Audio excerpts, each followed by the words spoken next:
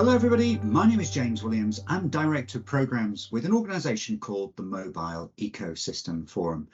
MEF has been around for over 20 years. We have a couple of hundred members representing all types of company from across the world of mobile.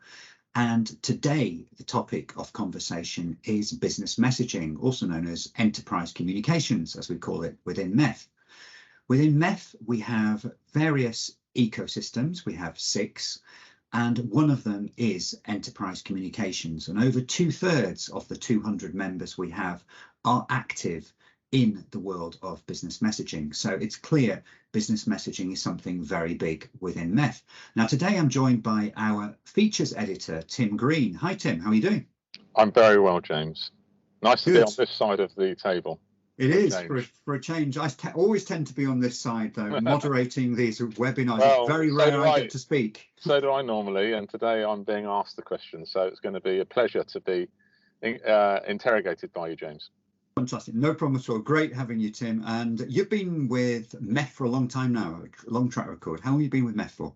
Well, it depends how you define been with. My short history is that I started writing about mobile 20 years ago, and then I ended up becoming an editor of a B2B title, which some of the viewers might remember, called Mobile Entertainment, and we looked at the sort of development of the entertainment side of mobile, which started with wallpapers and screensavers and so on, and ringtones, and ended up becoming the giant market it is today.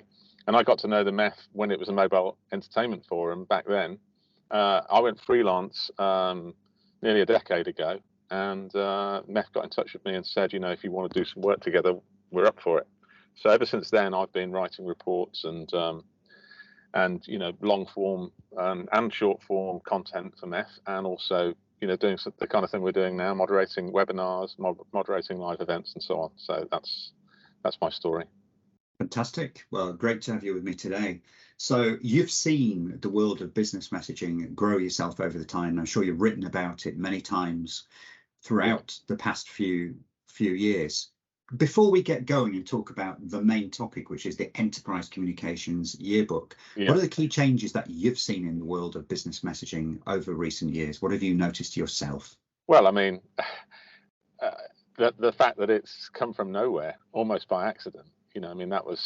I suppose that's the thing, isn't it? That for anyone who's not too well acquainted with the space, what they might not realise is that it kind of happened by accident in the way that SMS did, whereby there was this, no one really realised that brands might be able to use messaging to talk to their customers, even though with hindsight it's a very obvious thing, given the immediacy of the channel and so on. And so it took a bunch of kind of scrappy entrepreneurs really to create that market, the aggregators that we know today, and all of the sort of ancillary companies that make that market work. And what an amazing job they've done. Here we are talking about multi-billion-dollar business, and not only that, but a methodology that every single person in the country is familiar with, because everyone's had an alert from EasyJet or a confirmation of a package arriving or whatever. Nobody thinks twice about it, but somebody had to make that business out of nothing, and that's what they've done. Well, that's a key point, the fact that nobody thinks twice, because you look at research, and from lots of members who we talk to on a regular basis in our working groups, and of course at our events, whether in person or online, and some of our members, by the way, are research companies as well. I've talked to many of them about research they've done, and many actually, when they're particularly talking about the consumer research side of things, they actually have to really explain what we call an application to person message is. So a business to consumer, it could be B2B as well technically, but most likely B2C message is, because people receive these messages. You mentioned airlines and other organizations, but particularly coming from the medical professions, doctors, dentists, people don't associate those types of messages as being from businesses. So you ask the person, how many messages did you receive last month in, let's say, March 2023? They may say 8, look at the phone and say 8, but actually you get them to look, once you've explained that, could be the doctor, it could be the dentist, it could be something, it could be something from your church, it could be anything like that. And they go, wow, actually it's 12, it's 15, it's 20. So the market, I think, really is bigger than so many people think, because they don't realize actually they're receiving these messages from organizations because they feel so comfortable with it. Yeah, I mean, the market's bigger than they think, but also it could be so much bigger. I mean, you and I are both fond of quoting mobile squared number. I can't remember exactly what it is, but something like 3% of businesses use business. Yeah, it's about over 300 million listed businesses in the world, and barely 3 or 4% of them actually use just SMS in their communication. Never mind anything else. Yeah. Yeah, I mean, how it might look if they all started to use it, I don't know. I mean, how many messages we'd all get a day? We might get sick of it. But yeah, there's certainly plenty of room for growth. But obviously, there's impediments to that, and I'm sure we're going to talk about some of those today. We are, but it's a very, very good point, actually. What would happen if many of those started using the messaging today? And that's actually something we've talked about in the working groups that I run within MEF. And one of those is the Fraud and Revenue Assurance Working Group. And a very large market, generally globally, for messaging is India. So there are over 1.4 billion people in India. So approximately a fifth of the world's population are in one country. So you can imagine the size of the messaging market there. And a recent topic of conversation in the group was, we're talking about WhatsApp, actually, because funnily enough, there is more to life than SMS. There's WhatsApp, Rakuten, Viber, other well-known chat apps, of course, RCS, rich business messaging as well. And we were talking about WhatsApp, actually, in India. And people were talking about, okay, there are many examples of businesses using the personal deployment, the P2P deployment of WhatsApp rather than the proper WhatsApp business messaging for sending messages.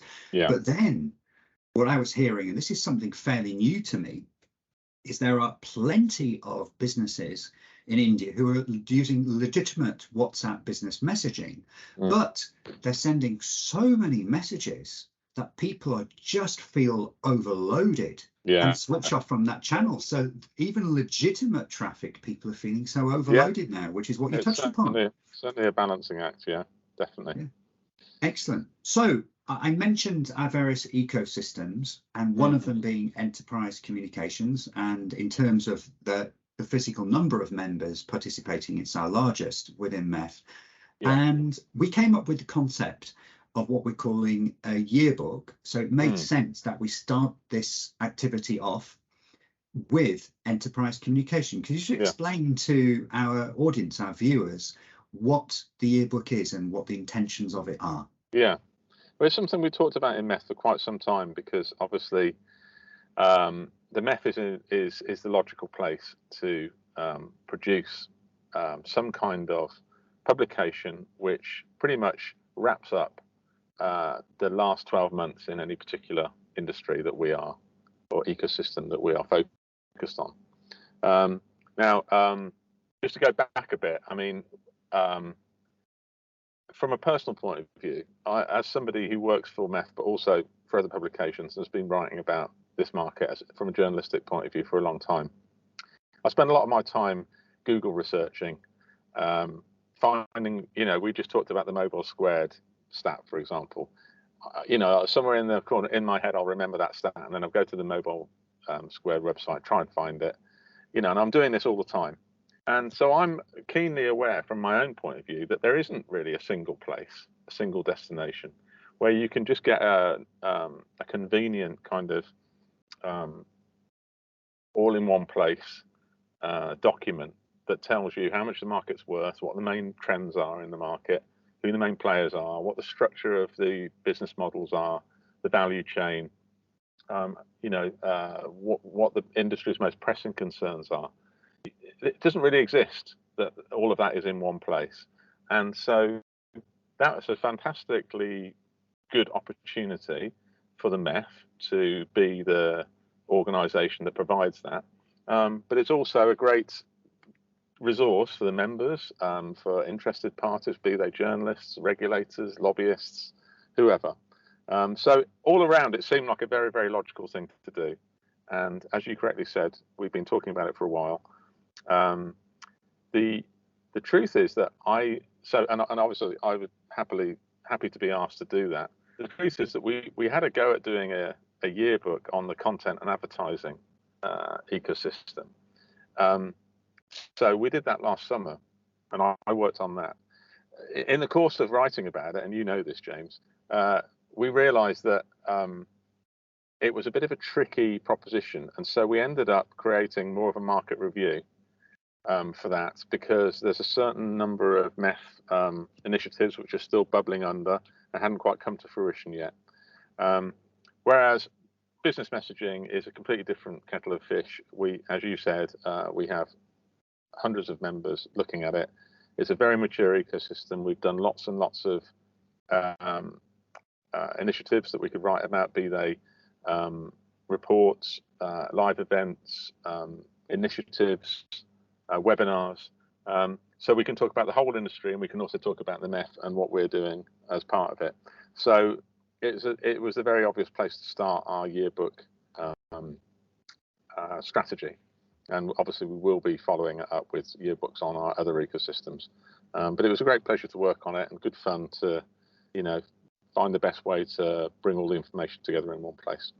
Yeah, it's not easy. It sounds really simple, but it isn't easy putting it in a way that it's really, really readable and understandable by an audience of all types, because it's important to mention that our yearbooks, and you mentioned our content and advertising, which turned into more reports. This is our first proper yearbook, and this content is aimed at absolutely everybody. It's not just for MEF members, it's for people, for anybody out there. It doesn't matter what you're doing, where you touch the world of business messaging, this is for you. So it's written in a very, very clear manner. Nothing is assumed, and that's absolutely key, because we've all read so many reports. Could be whatever industry you're from. We've read so many reports. There's so much research out there, and there are loads of assumptions built into that. And if you're coming in from the outside, it doesn't take long before you're turned off from reading it if there aren't basic explanations of terminology or anything like that. So we're very much here at MEF all about educating the market as a whole. So our insights, we have what we call 3 I's: interaction, impact, and insights. So we interact with our working group meetings, for example, and events we've just recently had, for example, in Miami and Barcelona. And next week I'm going to be over in India running a business messaging event in 2 weeks in Dublin. So those types of events, interactions. But our insights come very much from our reports and our research, and those are very, very much welcomed by our members and the whole ecosystem.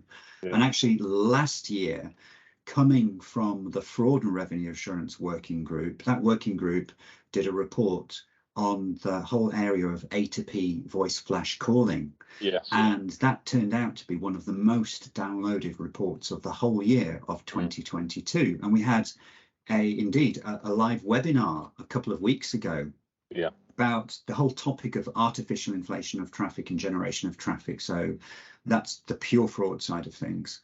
And that was one of our highest ever rated in terms of the number of attendees, webinars in MEF's 20+ year history. So the topic is clear, and it's great that this content is available for all. So the education aspect is so important. No, I mean, it's as a journalist for many years, many decades, I'm just a bit of a Nazi about simple language, it's the way I've trained, and I feel quite passionately about trying to write in simple words that anyone can understand. And there's a lot of jargon in every industry. There's certainly a lot of jargon in the business messaging industry. There's nothing wrong with jargon when you've got a technical term, that expresses something quite complex. So I've got no problem with those kinds of acronyms, but there's easy ways to express complex ideas, and that's what I've tried to do. That's what I always try and do in my writing, and certainly what I've tried to do in the yearbook. So, which means that with a bit of luck, anyone who doesn't work in the industry should be able to get a pretty good flavour of how everything works. I think that's particularly important for enterprise communications, because if you or I go out on the streets here in the UK, We walk into a small business. It could be a sweet shop, could be fish and chip shop, could be a kebab, anything like that. And we ask them, how are you interacting with your customers today? Some of them might say, hey, we use digital ads such as Facebook ads. We use that. Some of them might use email. It's doubtful any of them today would be using SMS or WhatsApp business messaging or Viber in particular countries where Viber is very, very strong, or Telegram or Line or anything like that. Not that many in general do compared to email. So I think it's something that not too many people are aware of. But if we take a little step back as a whole and look at business messaging in total, so not just SMS and text messaging as a wider definition, including chat apps, the single largest channel out there that organizations use to communicate with the likes of you and I is still email. So as an individual channel, it's still email. I think that's surprising, but that constantly comes from research. But the real opportunity out there is to make it super easy for all these smaller and medium-sized businesses in particular to get on board with the amazing benefits of SMS. The fact that practically every SMS sent, the content is read. It's absolutely read. And that level of conversion, the conversion ratio, when you move to richer messaging channels, such as chat apps and RCS, RBM, when done correctly, as with everything, it's got to be done correctly, increases yet further. So there's certainly my personal frustration, because I've been in business messaging for many, many years, and we all talk about huge companies and what Google are doing with messaging, or Meta or Amazon or any of these organizations doing messaging. But what about these hundreds of millions of companies that aren't doing anything with it? And the answer is, the question should be, we're all asking, and the industry as a whole should be asking ourselves, why is that? And I think it comes back to the simplicity of understanding. And at the end of the day, and this is what's covered within the Enterprise Communications Yearbook, there are a variety of channels that businesses can use. It's not just all about SMS, although SMS is the biggest one globally, because guess what? You don't need a smartphone, you don't need the internet, etc., etc. It's something people understand today already. So that's why it's so heavily used. But we as an industry need to do far more, and it comes out constantly at events I have a hand in putting together and sessions I moderate. We need to be better at getting it out there that actually it is really easy to pick up and use, and we need to stop as an industry saying this channel is better than that, or this channel is going to die, this one will replace it, because actually every channel out there has a role to play. Yes, I agree, but I don't know, it's a tricky one, because it's all very well saying we need to do more, we need to do more. What does that even mean? What does that look like? I mean, collaboration. Collaboration. It starts with, for me, it starts with collaboration. That's just another word, isn't it? I mean, I always give the example. Sometimes when I'm on stage or doing a webinar like this, and this topic comes up, I give the example of my wife, who runs an art gallery in London, and they have a different artist exhibits every month, and they print paper catalogs, glossy brochures, which are still very important, even in this, even though they do PDFs and sometimes even little video promotions, that really matters, having a physical product. But as you say, everything goes out by post and then is followed up with an email. She wouldn't have a clue how to send a text or a WhatsApp to her customers, many of whom I'm sure would be very, very happy to opt in. She wouldn't have a clue. And nobody, as far as I know, has ever approached her and said, look, we're a messaging aggregator. Here's a simple free trial run. Upload all of your numbers to this simple web platform. You can do your first 5,000 for free or whatever. No one's ever done it. I don't see any prospect of anyone ever doing it. Do you? I don't know if Cinch or Infobip or any of the others have got a program, a thing like this. Obviously, they're not here to talk about it. But, we can't just keep saying, oh, we need to do better. One of these companies have got to roll out a program which is like any idiot could use. And maybe they are, I don't know, because I'm not that close to them. And then we don't have to worry about industry collaboration. It's just like somebody rolls out a brilliant product and everyone else says, shit, we've got to do something like that. But this is the thing, these guys you mentioned, this is the thing, these guys you mentioned do have brilliant products that could easily be used by the smaller businesses. But the assumption, the logical assumption out there, if you go out onto the street, you go into these shops, you start talking about SMS and say, hey, in plain language, look, far more people are going to get eyes on your content than you ever would by sending an email. Put it in very, very simple language for them. They go, okay, great. This sounds great, James. Sounds great, Tim. How do we connect up to it? How do we hook up to it? Now, the assumption, logical assumption by many would be, okay, I today get my mobile phone from Vodafone, or it could be BT, whoever it might be here in the UK. So therefore, a logical extension of that, my communications, my business communications, I might get my internet from them as well for the office, for the business. A logical extension would be, I go to them. So you go onto the website for mobile operator, look for business messaging or something like that.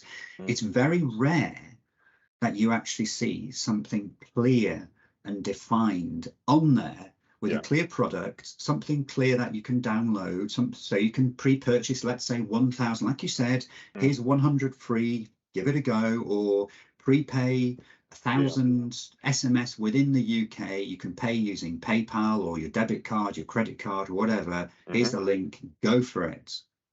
It's so hard to find because this is it. The mobile operators are set up to service us from a person-to-person perspective, and they're not really set up, but this is where the aggregators come in, and this is why I talked about collaboration, and it's the partnership. So it's very, very important that the companies with the great solutions, the Infobips, Cinches, the GMSs, the GTSs, everyone out there who is a MEF member, and they have so many members have wonderful communication solutions that mobile operators or other organizations could pick up and use and rebrand, white label themselves. But they do that. So the partnerships thing is critical, but it comes back to education, Tim, and this is the super important thing about the Enterprise Communications Yearbook you've created, because I think it's something a mobile operator or any other organization could pick up and really start to understand the opportunity at hand, because they may not have the resource, they may not have the people or the knowledge, but they can very easily call upon that. And you don't need to look too far within the MEF community to find any company that can help you with that. Yeah. So it's education. It's, for me, it really is all about education. Well, yeah. I mean,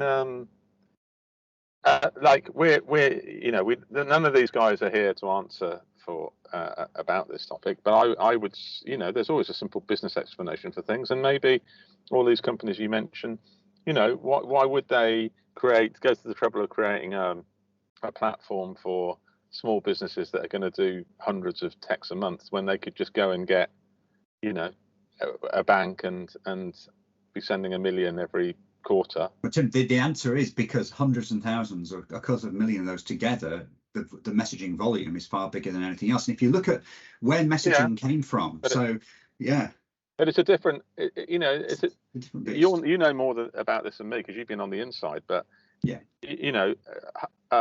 building a business proposition that is on the premise that you're going to get hundreds of business sending hundreds of texts a month is a different way of doing business from having one person at one company who's your client sending the same amount of texts.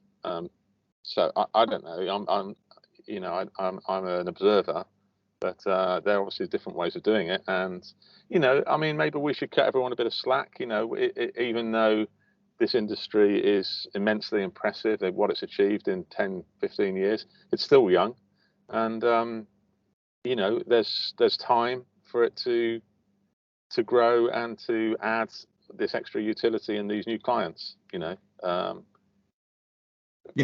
should all be a bit more patient.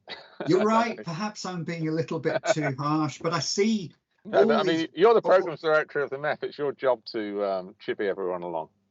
I know, but I'm just trying to keep it real, because I see all these companies out there using Facebook ads and the like so effectively. And actually, if you look into the conversion rate statistics of digital ads, barely 1.5% for many of them. 1.5. Yeah. And you compare that to SMS. SMS in many cases is 10 times or more effective, and you move to richer messaging channels used correctly, and it could be 20 times more effective. So the advantages are clear, but it's how we get there. And yeah, I always talk about education and collaboration. I've got a lot of energy. I've been working on it a long time, but I think we really can do better as an industry. But this is what it's about. It's about the collaboration. And I do think that this yearbook initiative from MEF, which you're spearheading, because you're actually writing them, is super, super critical and important. And I really look forward to seeing more of the yearbooks for the other ecosystems, such as payments and other ones, coming out later this year as well. Yeah, well, I think the next one is going to be identity, and that will be a challenge, because if you think there's a lot of jargon in the business messaging space and a lot of obfuscation and opacity, then, you know, the identity is a different thing altogether. I mean, it's but that I know we're going slightly off topic now, but that is an extremely fascinating area of the market, because obviously, as we move into an online and a mobile transactional world where people aren't present physically, we need to prove their identity in a way that is robust and secure, but, you know, which when the person is not present, and that brings in, you know, the possibility of biometrics, and obviously we've had two-factor authentication and so on. So there's that whole area of how we solve that, and what the main issues are there, and what the opportunity is there. But then there's also this emerging idea around it's sometimes called self-sovereign identity, sometimes called personal information managers. You know, this idea that people not take control of their identity, but are given more control over their own identity, and are allowed to use credentials on an individual basis to prove things about themselves to people that they want to do business with, which I haven't explained it very well, but it's you have explained it very well. One of the points about doing the yearbook is that I have time to actually sit and think about how to express these ideas most clearly, because that was going to be my question, because how difficult was it to put that yearbook together? Because taking a step back and making the complex simple and writing it in a simple way is not easy. It's actually the hardest thing to do. Well, I mean, the thing about the business messaging yearbook was I had a head start in some ways, because I've written the future of messaging guides in collaboration with Cineverse, which we did 2 or 3 years ago. That was kind of like almost like a trial run, not as comprehensive. But, you know, some elements that I obviously could revisit from that. And then it was really just a question of thinking, well, I mean, the problem with some reports is that they're very, they're one long narrative. And what you really need to do is break things up so people can dip in and out. So, you know, the more chapters you can have, and the more box outs, the more bullet points that you can put in, you know, just make it as digestible as you can for everybody. So, you know, we had, it was quite simple. Once I decided to do that, then it was a question of, well, the chapters just speak for themselves, really. You've got to do something on, first of all, you know, what MEF is doing, and then fraud, and then what's happening with the OTTs, what's happening with payments, and integrating other services on top of messaging. You know, it sort of became quite self-evident how to write it to give people the ability to just dip in, and that's what we did. And so obviously that's what I'm going to try and do with the identity project when I move on to that one. Yeah, so it's important to say that even though we have these 6 separate ecosystems, so we've got enterprise communications, we've got the personal data and identity, PD&I, we've got mobile IoT, we've got essentially the wholesale side of things as well, and content and advertising and payments. Yeah. What I've realized during my 2 years now at MEF is that so many of these ecosystems are inextricably linked from each other. It's very easy to think business messaging. Oh, business messaging is very simple, very different from personal data and identity. It's different from payments. But actually, if you think about it, if you or I sign up to a new service provider for anything, let's say it could be for anything, they need to verify who we are. So they need to know their customer, know your customer. How do they go about doing that? Well, invariably, they would send for some form of message. It could be SMS, two-factor authentication. So you've got messaging in there.